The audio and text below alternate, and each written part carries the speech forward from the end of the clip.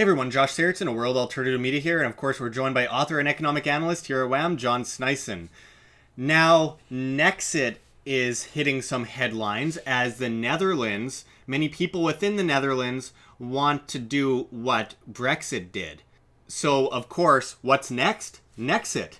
Now, Geert Wilders, who's of the Eurosceptic Freedom Party in the Netherlands, was a big proponent of Brexit and congratulated his colleagues in Britain for achieving their Independence Day.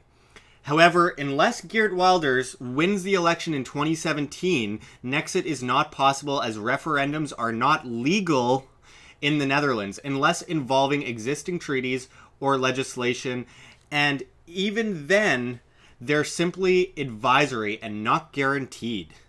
We can thank the Advisory Referendum Act for that. Wilders would have to help in abolishing the act.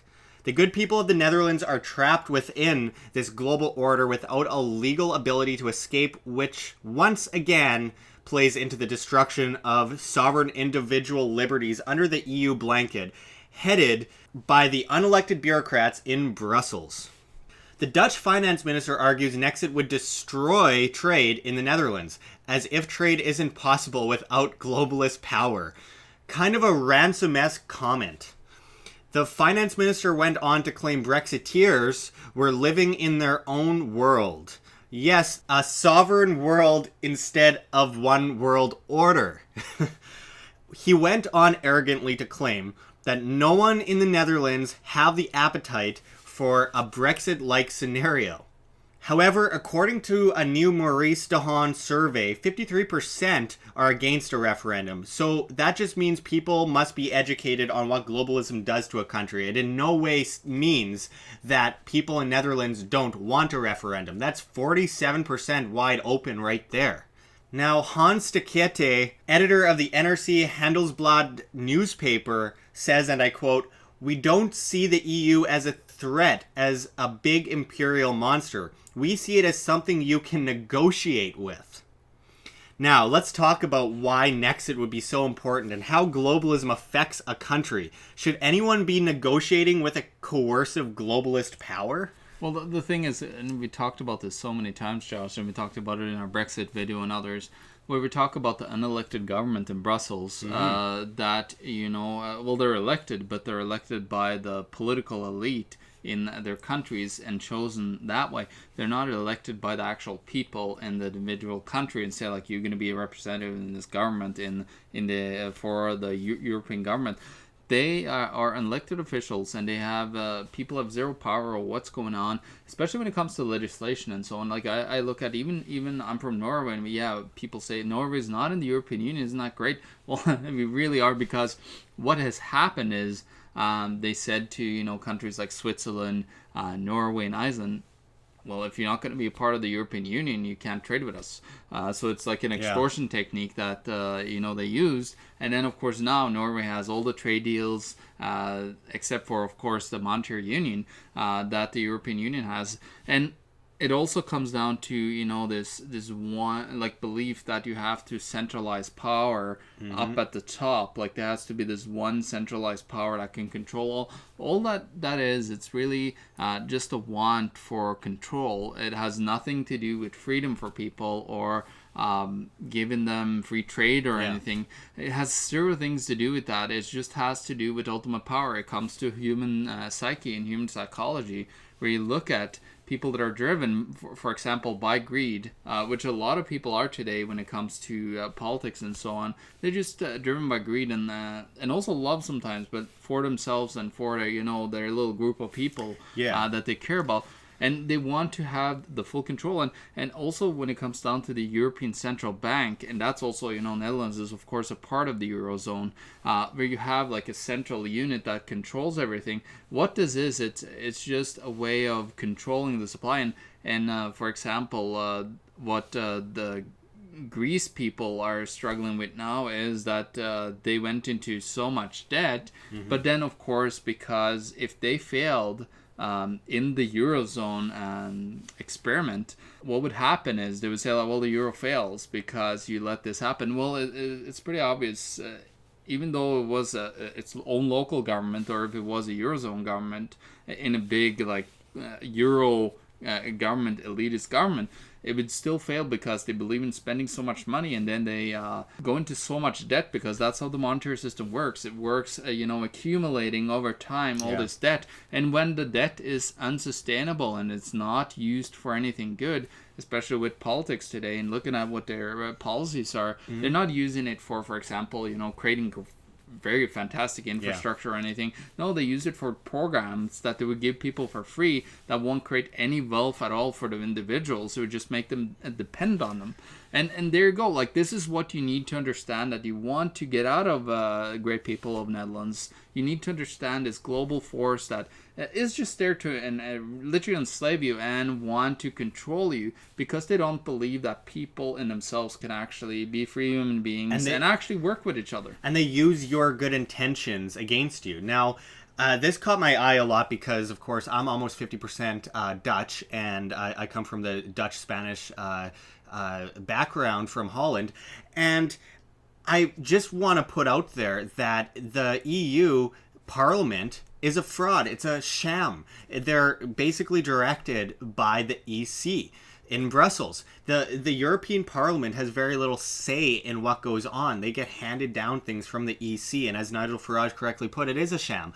And it's basically headed by banksters, globalist banksters. Now, this is for the liberals out there that are watching. Aren't liberals against bankers? Aren't liberals against the mega rich banksters that are trying to control the world? Don't allow this facade, this media deception that it's about racism or something like that to affect you.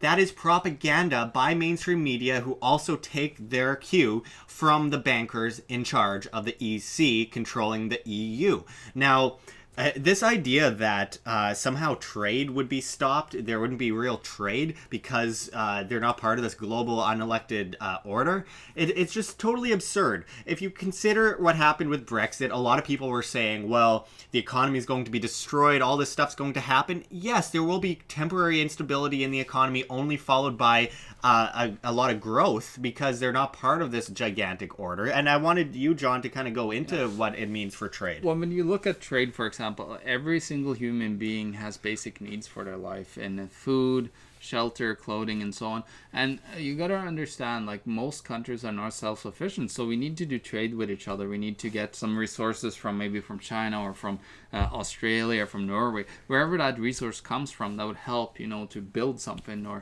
create something that's very needed in the country, or feed somebody, some coffee out of South America, or if it's a product like, for example, sushi or fish or whatever it is from Asia.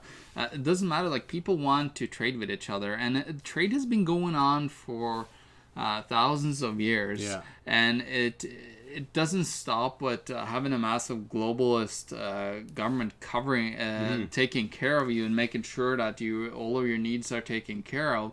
Because people can easily trade with themselves, and what you'll see, like, as people need trade, what would happen is they're going to become businesses, people that are going to come and step in. It's like, okay, you need, there's so many people needing this resource from China, for example. They will create a trade bridge with the businesses in China, not China itself, but you see, like, it's not with the governments. The governments, why are they involved in trying to make trade deals when it should be up to the individual businesses to work together, because they want to, give a good product or give a resource to their population to serve a purpose. That brings me to my next point about the trade, is that what government's basically doing is they're monopolizing, they're stopping competition, and competition is what creates better prices, competition is what creates better innovations, and basically what the EU is doing is it's stopping proper competition, stopping businesses, small businesses especially, under their heavy regulatory system.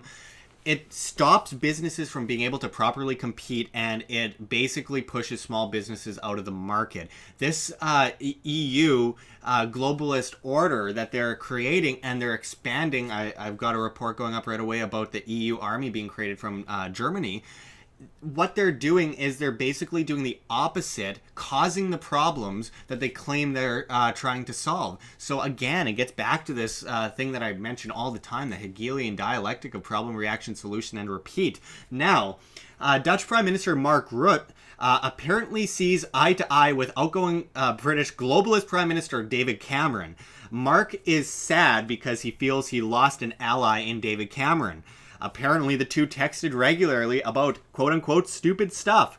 Ah, too bad. I guess having borders will prohibit them from talking to each other, said no one ever. More of this phony BS that sovereignty somehow stops trade or talk between nations. It's simply untrue and allows for further competition, which betters both countries' industries. That's really important. Well, I guess that's why I've been looking at, what happened throughout the ages with trade through the Silk Road and everything that happened. I guess that's what really stopped the trade. It was free open borders during the Dark Ages in Europe. No, it was actually a government control that stopped massive amounts of trade through the Silk Road and a lot of stuff that happened there. It actually forced people into submission and central control and central planning. And this is what's every single time goes on with governments. They just want to keep accumulate, like they naturally accumulate power because they want to control more and more, and they need more and more money to pay their employees. And then because they're not creating anything of a real value, they create inflation on top of that with their salaries. We've seen this in Weimar Republic. That was one of the factors in the Weimar Republic and other places where they hyperinflated the currencies because the governments got too big, and the governments doesn't create anything of value. Like they believe that governments grant freedom to the people. No, it's the people that grant the power to the government in the first place. So we need to have this misconception over that the government gives us freedom. It's ourselves that actually gave the power to that control first place. So what we need to do is we need to actually understand why we got a government in the first place and see, because I'm not a big I'm not a big guy when it comes to government and talking about getting government or having control over people. But when it comes down to, you need to, if you wanted a government, you need to stop thinking that the government has all this power. It's actually the government that gets the power from the people and lends it to the government on behalf of themselves, and they want to just have something in place to take care of, for example, policing or basic services if they wanted to. But that, of course, in my point of view, can be done way greater with, private institutions and private business. But yeah, that's when it comes to this, we all got to stop believing that we need this bigger and bigger governments and we need this more and more central control so our lives are better. Look at Venezuela, look at South Sudan and others. Where central planning is at the forefront, where there's massive shortages and so on. And I actually got a report from Suriname from some people that actually have contacted us because they loved our reports. And they said, they just recently got an IMF loan. And what happened is they believe they took all the money, the two leaders in the country, they just stole all the money, and there's no money left for the country itself, and the country is bankrupt. Well, now IMF has to come in and start stealing the properties because of course, they know that they could lend money to corrupt officials. Yep. Well, and I just want to put this message out there to those in the Netherlands. You guys have to stand up to this. Think about the fact, and this is really a crucial point right here, is that the referendums are only revolving around legislation and treaties, and it's only advisory. Basically what they're saying is you, the people, have absolutely no say. They're controlling you and saying that you don't deserve to have a say. I don't understand how good people of Netherlands can be trapped, kind of held hostage by this situation, by the globalist order, and still 53% disagree with the referendum. Come on, this is about your individual say. Stand up for your individual say. Your voice matters. And when the government says, and especially a global form of government, says that you shouldn't have a say in what your country's dealings are, then there is a serious problem. These people are trying to control you. As the Dutch would say, those that are for a referendum, the EU, they're a bunch of honden. They are dogs. They simply want to use you and destroy you and control you, and the proof is in the pudding. You have to follow the money, you have to follow the roots, because it will lead you to that which is controlling you, that which is trying to use you as a pawn to sacrifice for the king and the queen. And that goes for you, Queen Beatrice, as well. I just wanted to throw her name out there because she's done some pretty horrible things too, and she's been involved in politics for a long time as the queen, and she is basically saying that we want a more liberal policy on things, and we have to stop these big corporations, while she has all these investments in these massive corporations. She does on the Royal Dutch Shell. Yeah, absolutely. Right. And she's attended Bilderberg Group. You got to look into Bilderberg as well. But look, this is pretty simple. We want you as individuals to have a say. And when you as individuals have a say, your dollar counts, it's demand, it's a vote for what you want. And basically, they're not even letting you have a political vote, never mind a capital vote. And that is wrong. You guys need to stand up against that. And I say that as someone with a Dutch background, with a lot of family in Holland. I think you guys need to stand up, because I don't mean you have to go and get Geert Wilders in, but you guys have to get Mark Rutte out. He is basically using you, and he doesn't care. And I know Holland is a small country, but it's very important. Holland has a lot of significance in the world, and they could have a lot more significance and become another superpower when it comes to trade, which means great things for the individuals living in those countries if they aren't held down by these banksters. I mean, look at the fact that the bankers are threatening to leave London after Brexit, because it's all the bankers' game, and they're using you, folks. Well, we got to look at it this way. You know, the head of Bank of England is a Goldman boy. The head of the European Central Bank is a Golden boy. These people especially from Goldman Sachs, what have been seen, they've been infiltrating and taking over the central banks. And now the banks not even owns the central banks, but they also have their puppets in place. Yeah. They're golden boys, as I call them, that put in policy. Look at what Mr. Carney has done with the pound recently. He has just overprinted money like crazy. And the pound has just gone down through the roof, and they're trying to blame Brexit on it, when, you know, it's policies from the central bank that have destroyed the pound. And this we also saw in Japan, without any kind of exit. They had a massive devaluation in the yen. So it has nothing to do really with what people believe in as the move away from Brexit. Is all of the things to do with these policies that they're trying to implement to blame Brexit. Absolutely. I think the bottom line is just to stand up for yourselves as individuals and break free from this global order, because they are simply trying to grow their control complex over the world and over you. And it means big monopolies. It means lack of competition. It means you being used, and slowly your liberties will continue to be diminished. And we've seen that grow over time. Everyone who's been watching historically, as things get overregulated and businesses, small businesses especially, get pushed out of the market, this is happening, and people need to stand up against it. And if you don't stand up against it, apathy begets this collectivist evil. So please stand up, and thank you, John. We will be back with you with much more. Check the links below. GoFundMe, Patreon. We can't do it without you, good people. Every donation we very much appreciate, and we do this all for free. So we thank you very much for any way that you could possibly help us out, even just sharing the links. So thank you again, John. This is Josh Sigurdson, John Sneisen, signing out from World Alternative Media. Find the truth, be the change.